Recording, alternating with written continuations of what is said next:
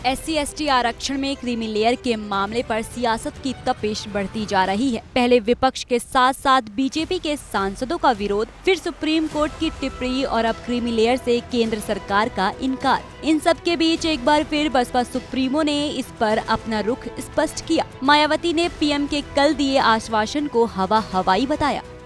एक और वर्तमान संसद सत्र को निश्चित तिथि से पूर्व ही समाप्त करना और दूसरी तरफ माननीय प्रधानमंत्री जी का ये हवाई आश्वासन देना कि माननीय सुप्रीम कोर्ट के इस निर्णय को नहीं लागू किया जाएगा और फिर इस मामले में कोई भी कदम न उठाना तथा कोई भी कार्रवाई आदि न करना, ये स्पष्ट रूप से दर्शाता है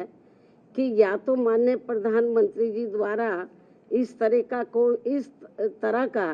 कोई आश्वासन अपने SC/ST वर्गों के सांसदों को दिया ही नहीं गया है, या फिर ऐसा आश्वासन केवल इन वर्गों के लोगों को भ्रमित व गुमराह करने के लिए ही दिया गया है। बसपा चीफ ने साफ कहा कि संसद का सत्र खत्म हो गया, लेकिन संविधान संशोधन विधेयक नहीं आया। मायावती लखनऊ में प्रेस कॉन्फ्रेंस के दौरान पीएम पर सवाल उठाते हुए केंद्र सरकार पर सुप्रीम कोर्ट में ठीक से केस की पैरवी नहीं करने का आरोप भी लगाया कि आज इस मामले में विषम स्थिति उत्पन्न ही न होती अगर केंद्र सरकार ने अपने अटॉर्नी जनरल के माध्यम से माननीय सुप्रीम कोर्ट के समक्ष SC व ST समाज के उप वर्गीकरण एवं क्रीमी लेयर के पक्ष में जोरदारी से अपने कथन न रखे होते। यदि उन्होंने ठीक ढंग से पैरवी की होती तो शायद ये ऐसी नौबत नहीं आती।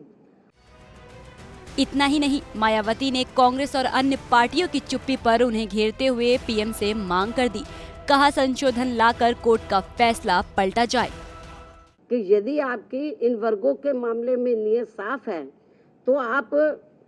अपने और मामलों में तो समय से पहले हाउस बुला लेते हैं, तो आप कभी भी हाउस बुला सकते हैं, अपनी तैयारी करें और ये जो 1 अगस्त 2024 को जो माननीय सुप्रीम कोर्ट का निर्णय आया है